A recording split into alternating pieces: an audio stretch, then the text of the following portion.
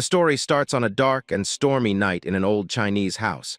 A group of men in black robes stood quietly in a line. One of them asked if anyone was there. The rain had formed puddles, and outside, a dirty child, soaked from the rain, looked at the men in black robes.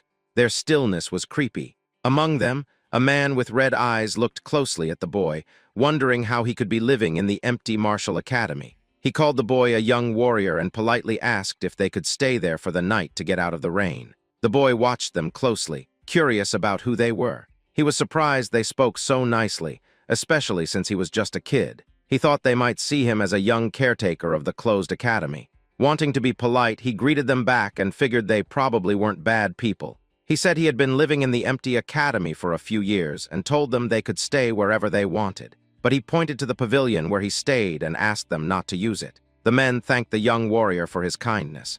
Their leader told everyone to avoid the boy's pavilion and find shelter somewhere else. He asked if they understood, and they all said yes. They went to find their spots. The boy read the word on their robes. It said Tang. He wondered if they were from the same clan. He was curious about what kind of people they were, but he had other things to do. He went into his pavilion. He was busy because it was time for the kids' dinner. The serious mood changed as the boy looked happy. He happily called everyone to eat. There was a big pot. He cheerfully lifted the lid, revealing a small, brown, cricket-like insect inside. The boy remarked that he was almost late and these insects must be starving. He then opened another pot. Inside was a charming, large spider known as the black earth tiger, a tarantula native to Hainan, China. It's a big species growing up to 20 cm with unique stripes that resemble a black tiger. With a chopstick, he picked up an insect to feed Black. As he fed him, he expressed his gratitude for Black's presence, saying he couldn't imagine surviving without these creatures. Black eagerly munched on the insect. The boy was delighted with Black's reaction. He was amazed that this spider, once the size of a fingernail, had already shed its shell twice and grown significantly. He was thrilled. After Black had eaten, the boy opened a drawer. Inside was an orange lizard with white stripes.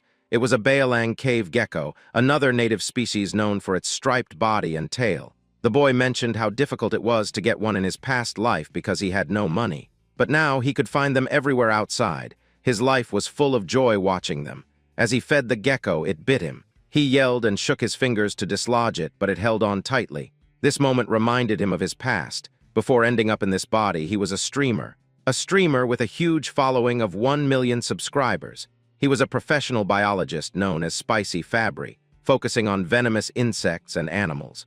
The trouble began during a live broadcast celebrating his 1 million subscribers, featuring the 10 most dangerous vipers in the world. The most dangerous among them, the black mamba, was seen as the most aggressive, and his trip to Africa to find it led to his demise. He explained to his viewers that he didn't have it yet, and finding it was quite challenging. He decided to take a break and planned to search for it again. His viewers assured him they would wait. He was exhausted and couldn't locate it. In the chat, viewers were worried that the black mamba might be in his house and could bite him. The elusive snake, which he had searched for tirelessly, was actually curled up on top of his refrigerator. During the live stream, it bit him swiftly, and just like that, our boy died. Now back to the present, he frowned, thinking about how it happened after all his hard work. Meanwhile, an elderly man in a black robe stood outside his pavilion door. He knocked and called for the young warrior. The boy opened the door and asked if there was anything wrong. The man expressed his gratitude for the shelter from the rain.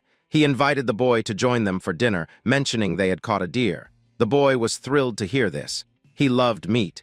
Until now, the only meat he had eaten was from snakes and lizards. He gladly accepted the invitation and joined the others. They had set up a bonfire. Everyone gathered around, watching the deer cook. The elder noticed the boy drooling at the sight and mentioned that the deer would take some time to be ready. In the meantime, he asked if he could ask a few questions. The boy felt a bit embarrassed for staring too long but agreed to answer. The elder asked if the boy lived alone and how old he was. The boy wasn't sure if he was 14 or 15. He decided to make up a story that he had hit his head as a child and didn't remember much. When asked if he stayed there by himself, he said yes, explaining he had no special talent. He just caught snakes and sold their skins to get by. The elder was surprised he did such a risky thing. The boy replied that he was used to it. Someone brought over some cooked meat so they could eat first. An old man commented that the young warrior must be hungry. The boy thanked the elder. He mentioned it had been a long time since he had any meat. As he bit into it, he looked genuinely happy. In his mind, he thought, "This is happiness." The older men watched him with smiles. They asked the boy to listen while he ate. The elder explained they were searching for something and asked if he had seen anything unusual. The elder hesitated about sharing more. The white-haired elder suggested to the patriarch that, since they owed the young warrior, it might be fine to tell him. Besides, the boy probably wouldn't understand, and living alone, he wouldn't spread the word. The patriarch agreed with his father and began to explain. They were looking for a centipede with a blue spot on its body. The boy was taken aback by this. They called it the blue spot centipede. It was large, so they thought the boy might have come across it. He asked how big it was. The patriarch said that if it were an adult, it could easily swallow someone the boy's size. The boy went pale at the idea of such a gigantic centipede. He started to question his assumption that he had just traveled back a few hundred years. Maybe he was in another world altogether. The white-haired man reassured him not to worry as they were close to catching it. The boy wondered if they intended to catch and raise it. The elders were puzzled by the idea of raising it. The white-haired elder was entertained and burst into laughter. They found the notion of raising a blue spot centipede amusing. The patriarch remarked on how funny the young warrior was. The white-haired elder clarified that raising it was impossible. They intended to use it for medicine. This confused the boy, who thought they might be traders, but now wondered if they were involved in something illicit. He asked how centipedes could be medicinal. The white-haired man explained that his granddaughter was gravely ill, and the centipede's inner core was the only thing that could save her, so they were determined to find it. The boy was trying to piece everything together, and the patriarch confirmed his thoughts. The white-haired elder's granddaughter was indeed his daughter. To the boy, it seemed like they were willing to try anything to help her, given her critical condition. Though he doubted centipedes could be used as medicine, he understood the lengths parents would go for their children. Feeling sympathy for both the girl and the centipede, and grateful for the meal the men provided, he decided to offer his help. He began speaking about the centipede, prompting the patriarch to ask if he had seen it. He replied no, but mentioned that while he might not know exactly what a blue spot centipede is, he might have an idea of where to find it. Despite his death by snake bite, Spicy Fabry was exceptionally knowledgeable about venomous creatures. Out of the estimated 8.7 million species, about 20,000 are known to be venomous, and he had knowledge of each one. Centipedes were no exception. With expertise in venomous animals, Spicy Fabry was like a walking encyclopedia. The boy recalled his extensive knowledge about centipedes, as if flipping through a mental book. In his mind, he scanned through the information and soon found what he was looking for. Back in reality, he told the elders he might know where to find the creature. The men were surprised and eager to know where. The boy asked about the areas they had already searched. They had looked north and east of the academy, mostly during the day, focusing on the riverside to the north. He wasn't surprised they hadn't found it. He explained, "Of course you couldn't find it." The elder was curious about what he meant by "of course." They urged him to explain. Centipedes, being part of the Arthropoda phylum and Chilopoda class, have a wide range and, being cold-blooded, require shelter to regulate their temperature and humidity. Another interesting fact is that, unlike most insects with a waterproof layer, centipedes have weak waterproofing and pores on their shells. So they don't actually prefer wet places. They need high humidity but dislike being overly wet, yet they can't survive long without water. Thus, the blue spot centipede is unlikely to be found in jungles or by the river. The elders were surprised, as they thought centipedes preferred places like rotten wood cracks.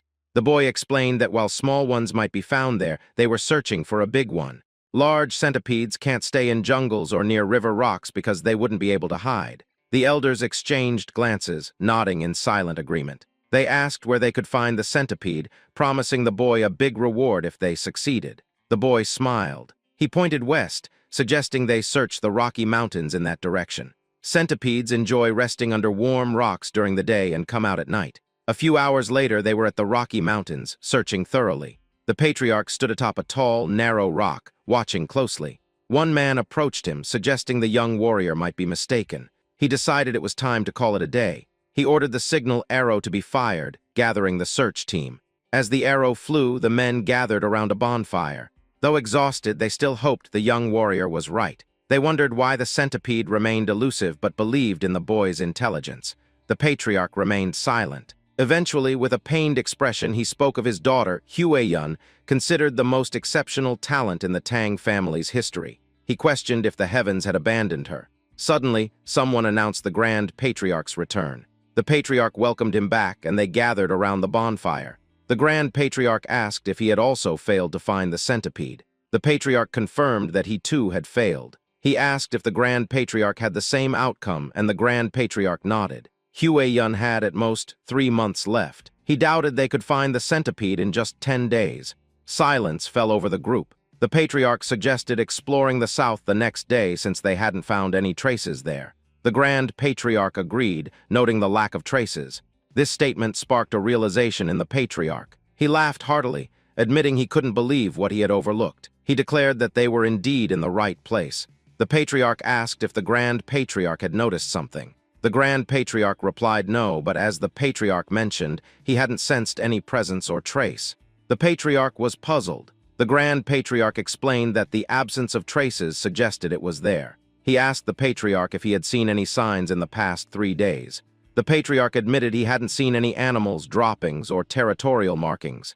That was when the patriarch understood. The Grand Patriarch clarified that it was exactly as it seemed. It was unusual not to find any animal traces on such a large mountain. The patriarch considered the possibility of a territorial creature. The Grand Patriarch suspected that other animals had either fled or become prey to the centipede. He patted the patriarch's shoulder, assuring him that the blue spot centipede was indeed there. They felt hopeful that they could save Hueyun. The patriarch wore a sad yet hopeful expression of a father. Suddenly, they felt the ground tremble. Alertness spread through the group. Panic set in as cracks appeared in the ground. The area around the bonfire began to crumble. Unexpectedly, it rose from the earth. Confusion swept over them as they tried to understand what was happening. A limb emerged from the ground, soon followed by another. They pointed at the creature as it surfaced, fear gripping them. Even the Grand Patriarch was filled with unease.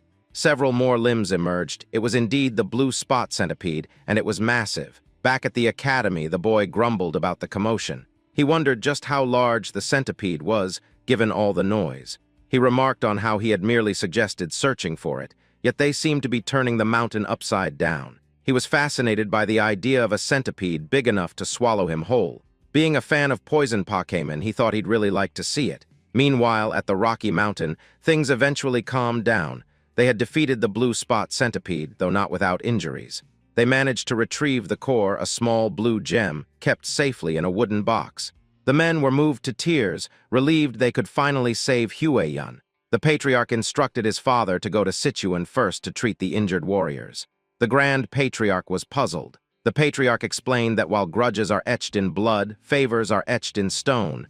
This was their way of life. In short, they still had obligations to fulfill. The Grand Patriarch understood. He realized how he had almost made a mistake by focusing solely on Hueyun. He agreed that it was right to welcome the young warrior as a guest and give him what he desired. The patriarch ordered the injured to receive care in the village while he visited the young warrior. He thought the young warrior might be curious about the news. Meanwhile, back at the academy, the boy was being affectionately surrounded by 3 small, yellow Pokemon-like creatures. The young warrior faced a new challenge. He had unexpectedly become the caretaker of 3 baby blue spot centipedes. They looked like tiny caterpillars.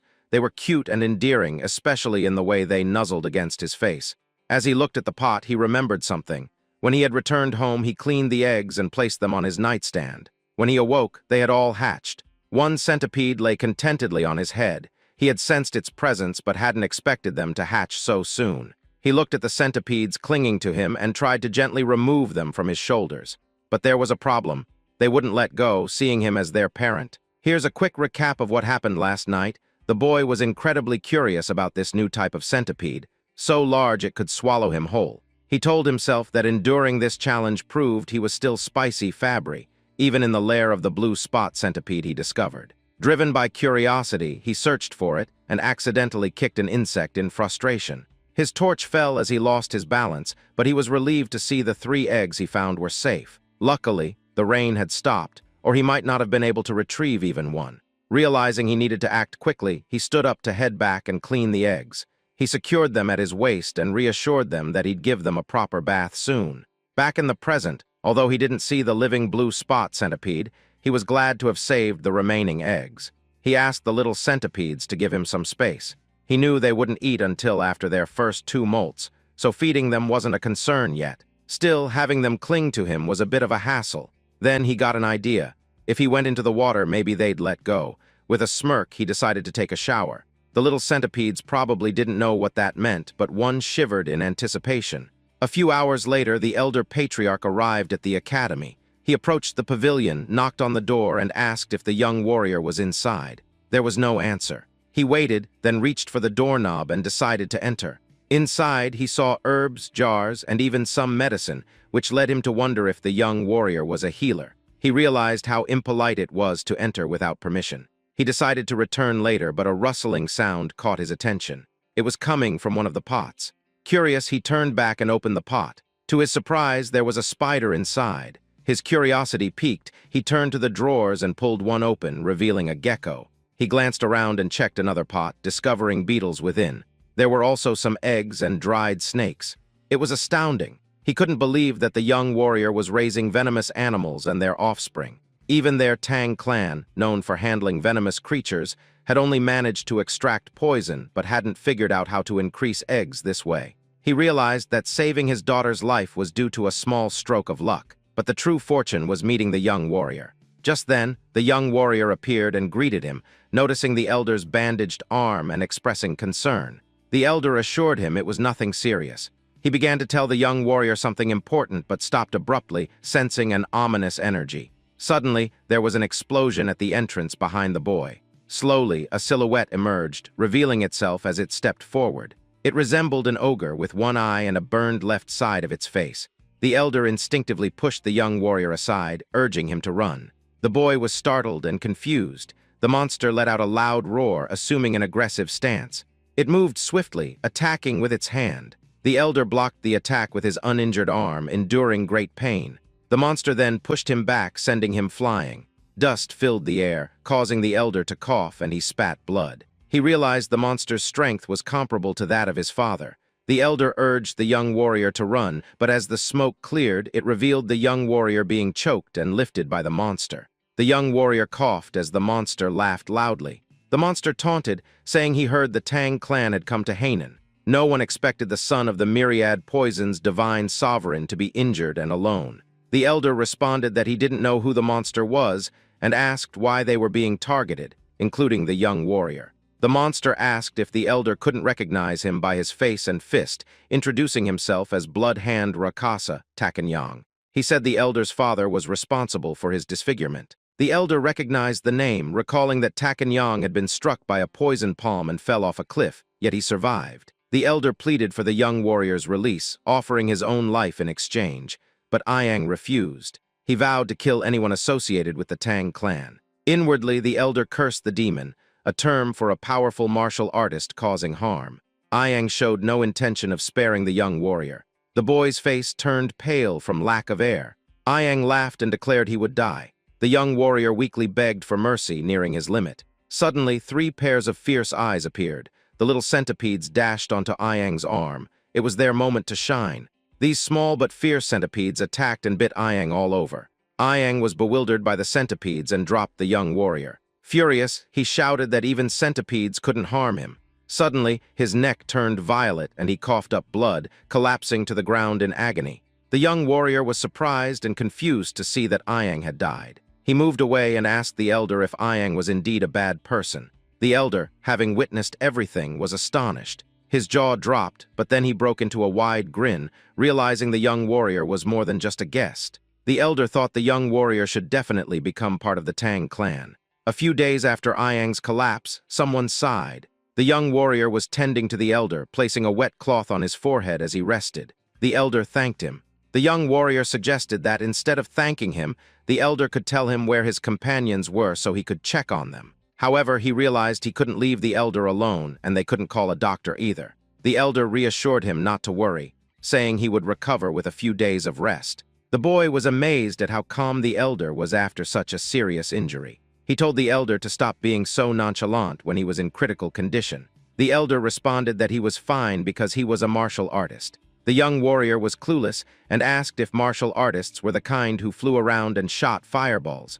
The elder chuckled and explained that not everyone could do that, but it was one way to describe it. Spicy Fabry was amazed. It was yet another reminder that he truly was in a different world. Otherwise, a centipede as large as a house wouldn't make sense. The elder expressed that he owed his life to the young warrior who had saved him. Introducing himself formally despite his condition, he said he was Tang Kaolson of the Sichuan Tang clan. Finally, the young warrior introduced himself as well. His name was Y Soryang. Kaolson noted that So means small and Ryang means dragon. He thought it was a good name. Kaolson mentioned he had many questions he'd like to ask. Soryang encouraged him to go ahead. Kaolson asked if the centipedes on Soryang's body were venomous. Soryang gently rubbed one of the centipedes on its belly and confirmed, yes, since they are blue spot centipedes. This revelation made Kaolson sit up abruptly, astonished. He asked if Soryang had tamed them and how he managed to do it. Kaolson also mentioned that, while waiting, he noticed other venomous creatures and wondered if Soryang was raising those too. Soryang said it was a long story and asked if Kaolson was okay with hearing it. Kaolson assured him he didn't mind. Soryang began explaining, starting with the egg of the blue spot centipede. When he finished, Kaolson asked for confirmation that Soryang had raised it from an egg. Soryang nodded, saying he could roughly predict when it would hatch. To Kaolson, this was beyond comprehension. How did the boy manage such a feat? Soryang asked him to hold on for a moment. He went to one of the drawers, retrieved 2 lizards, and proudly showed them to Kaolson. The first lizard had a brown body with yellow stripes and white stripes on its tail, an ordinary striped lizard. Then there was another one. By breeding lizards with larger white stripes on their tails, he had produced one with a brown body and a white tail, no stripes. Kaolson asked if Soryang was saying he had bred that color. Soryang blushed and happily confirmed it, saying he thought it was pretty. Kaolson regained his composure and inquired if Soryang could pair ones with strong poison to create an even more venomous breed. Soryang responded with a huh. In his mind, he thought it was theoretically possible. He explained that if they knew which had the stronger poison, it could probably be done. He was still speaking when Kaolson exclaimed, "Really? That's possible?" Soryang was taken aback by the elder's intense reaction. Kaolson immediately urged him to join his family. Soryang was bewildered. Kaolson tempted him further, promising that if he joined, they would generously teach him all their martial arts, provide access to all sorts of elixirs, herbs, and any poisons he desired. Kaolson claimed that someone like Soryang could even capture or raise the legendary 10 great venomous creatures of the Central Plains martial world. As if that wasn't enough, Kaolson added, not to brag but to offer, the chance to meet one of the 3 flowers of the Central Plains, his daughter. Soryang exclaimed, "Hold on," and asked Kaolson to repeat what he had just said. Kaolson, amused, remarked that even though Soryang was young, he was still a man. He resumed talking about the flowers of the Central Plains, but Soryang interrupted, telling him to forget about that. Soryang wanted to know more about the 10 great venomous creatures of the Central Plains and asked if they were as amazing as the blue spot centipede. Kaolson assured him, of course. He explained that while the blue spot centipede was impressive, it was ranked lower compared to the 10 great venomous creatures. From giant scorpions to golden frogs that glitter like gold, whatever Soryang imagined, the reality was even more extraordinary. Kaolson smiled, seeing that he had successfully piqued Soryang's interest. Soryang looked excited, his eyes sparkling with curiosity. 2 days later, a Tang clan member was shocked to learn that Blood Hand Rakasa, Tak Iyang, had appeared. Kaolson explained that Iyang had been hiding and refining his martial arts, reaching a level close to his father's. The Tang clan members realized that if the patriarch had sent such a man to his death, he might have reached the realm of 10,000 poisons. They congratulated him. The patriarch corrected them, saying he hadn't achieved that. He revealed that it was the young warrior who had defeated Iyang. The Tang clan members were astonished. One member immediately clasped Soryang's hand, thanking him for saving the patriarch of the Sichuan Tang clan. They asked if he was an elder who had undergone rejuvenation. Soryang was puzzled. Seeing the confusion, the elder asked Soryang to demonstrate. The Tang clan members understood what was coming, and Soryang tapped his chest, calling out his little companions. The Tang clan members watched as Soryang's clothes rustled and 3 adorable centipedes peeked out, causing everyone to gasp. The little creatures crawled into view.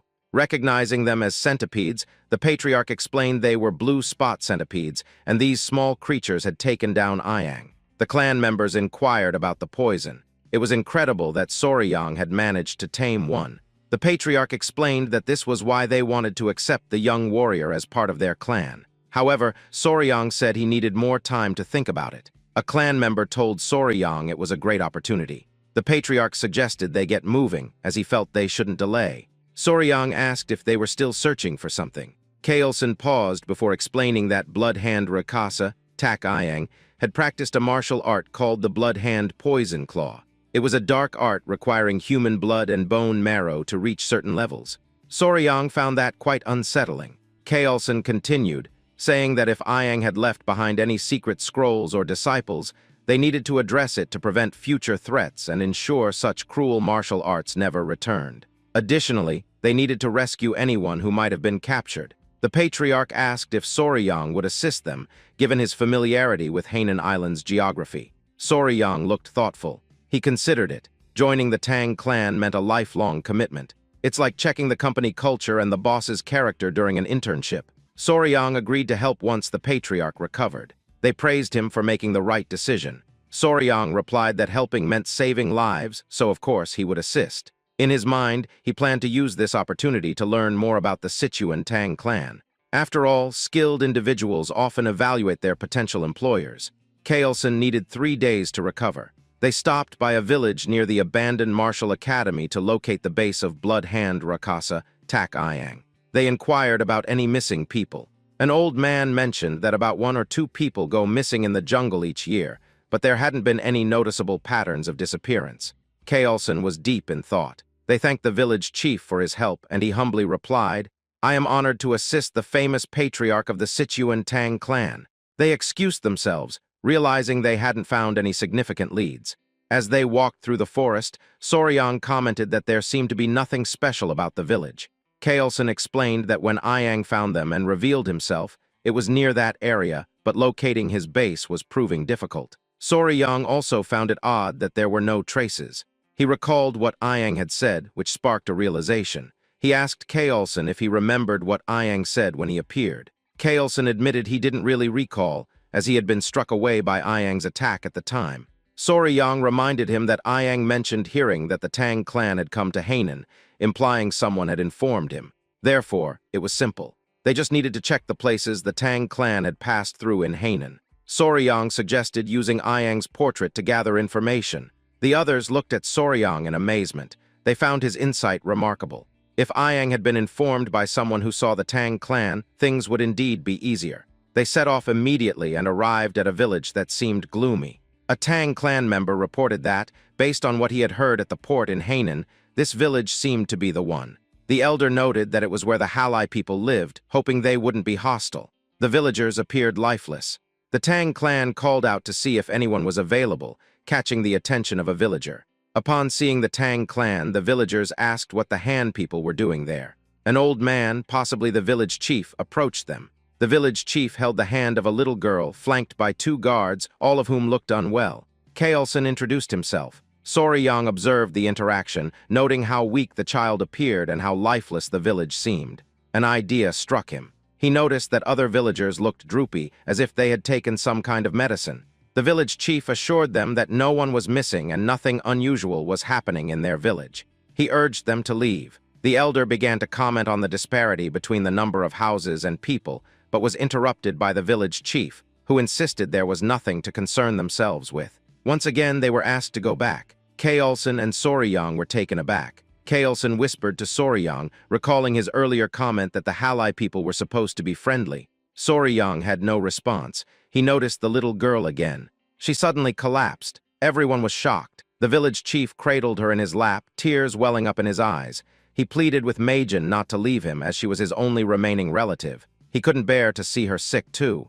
Kaelson approached the village chief, offering his limited knowledge in medical arts. He sought permission to help. The village chief asked if it was Central Plains medical arts.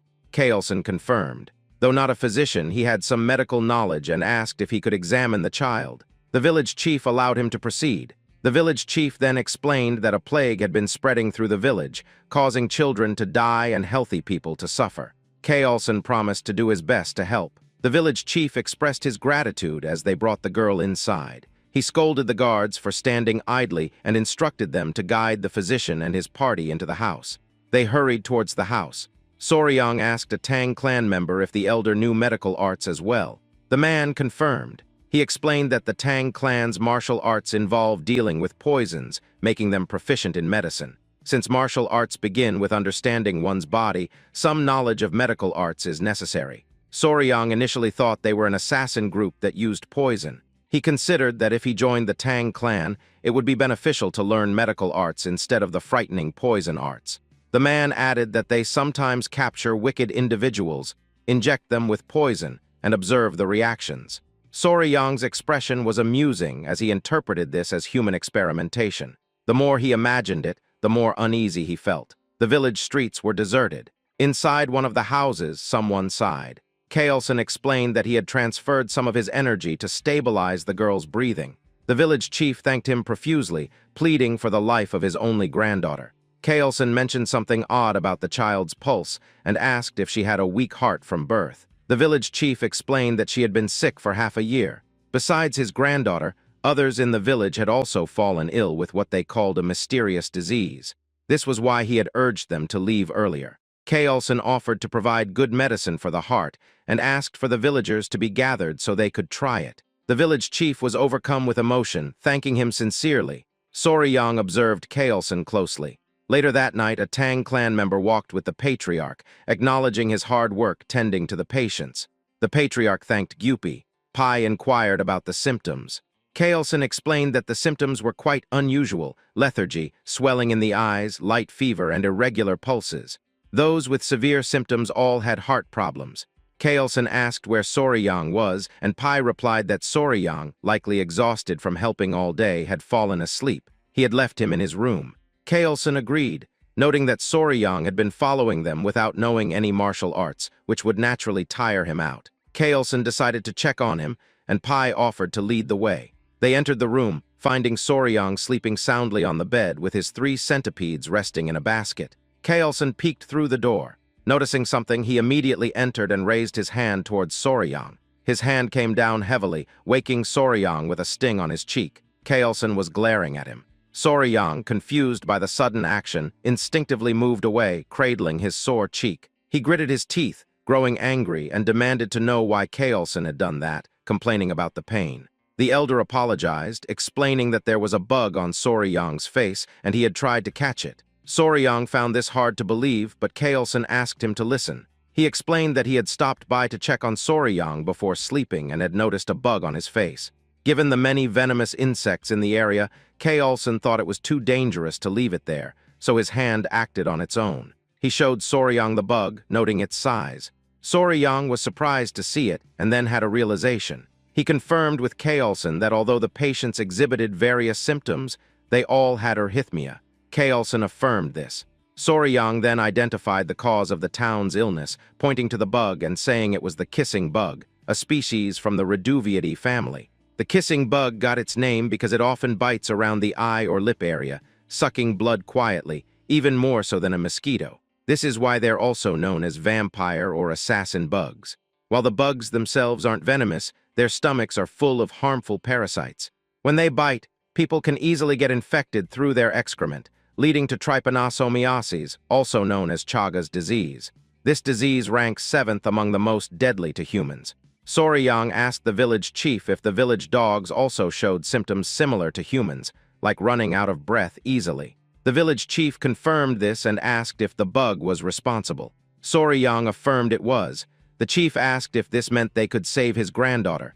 Soryang said it was possible with the right medicine. Kaelson grinned. He asked Pai for his opinion, and Pai acknowledged the young warrior's true value. Soryang noticed their exchange and wondered what was going on. They reminded him that they were from the Sichuan Tang family. Soryang looked puzzled, and Kaelson repeated the statement. In his mind, Soryang wondered, so what? His expression was both annoyed and confused, which was amusing. Kaelson explained the concept of gu, described as venomous parasites or witchcraft, created by evil men in China. These men used the bugs to inflict pain or control others. Soryang found this incredible. Kaelson agreed but noted that many martial artists had been killed by gu or forced to commit terrible acts, like harming their own families or becoming slaves to these evil men. This is why many have tirelessly sought an antidote to counteract gu. Kaelson explained that they were referring to cures that either expel the gu from the body or dissolve and kill them inside. Soryang started to understand. Kaelson then asked who might succeed in creating such a cure, and proudly declared that, of course, it was the great Sichuan Tang family. He assured them that if they had a remedy that could dissolve a fist-sized worm inside the body, a tiny bug wouldn't be a problem. He showed the curse melting orb, noting that even a small amount of the medicine should suffice. Soryang expressed his admiration, though he privately thought the name was quite fancy for an anti-parasitic drug. The Tang family assured the village chief that they could save his granddaughter. In the end, the villagers began to recover, starting with the chief's granddaughter. The chief was immensely relieved. The villagers' warm hospitality served as a delightful bonus. Their bright and cheerful demeanor affirmed the positive rumors about their personalities. Kaelson acknowledged that it would have been challenging without Soryang identifying the cause. He told everyone that the gratitude belonged to Soryang. The villagers thanked the young warrior, calling him their savior. Though the Tang family's medicine cured the villagers, Kaelson gave all the credit to Soryang. Seeing Soryang receive the thanks warmed Kaelson's heart, as if he were being thanked himself. Soryang was moved by this. The villagers celebrated, tossing Soryang into the air repeatedly. Later, the village chief whispered to Kaelson about their earlier conversation at the village entrance. Kaelson asked what it was about. The chief referred to the villagers with missing people. Kaelson remembered and asked for details. The old man, wishing to repay their kindness, shared a strange story he heard. Among the village women, one was from another village and told him about a tragedy a few years back where people disappeared. They believed they had found a lead. Kaelson asked the location of the village. The chief said it was a small village to the west. Upon arrival, they were greeted by the stench of corpses. They knew they were in the right place. Kaelson observed the scene. Corpses, trash, and bugs littered the area, with poison lingering in the air. Pai warned Soryang not to look due to the gruesomeness, but Soryang had already seen it all. A man pointed out something unusual, a gold chicken foot. It was pecking at the corpse of a snake. Just kidding. It was a mysterious bird. The bird had a golden tail, and its body was a mix of purple, pink, and black. It looked almost magical. One person couldn't bear to see the bird dishonoring the dead any longer and picked up a rock to throw at it. Kaelson tried to stop him, but it was too late. The rock missed, but they caught the bird's attention. The man was furious, but Kaelson placed a hand on his shoulder, cautioning him that something felt off. The bird spread its wings, releasing a miasma into the air. Soryang was taken aback as he watched the miasma melt the skeletons.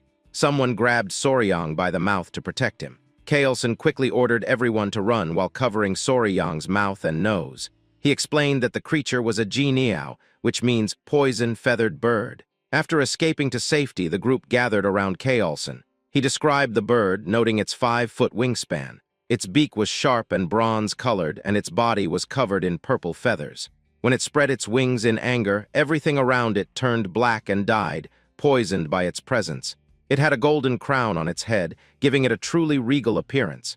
Kaelson identified it as a Gen or Jianiao. Soryang's eyes lit up with enthusiasm as he asked if it was one of the 10 great venomous creatures. Kaelson confirmed it was. He explained that the Jianiao occupied the top position among the great venomous creatures, known as the king of all venom. Soryang was thrilled. In his mind, even the venomous insects and snakes of Earth seemed tame compared to this creature. He marveled at how biochemical weapons seemed to roam freely in his current world. Kaelson mentioned that the Jianiao seemed to have been drawn there by snakes carrying venom. It said that the Jianiao only eats the heads of venomous snakes.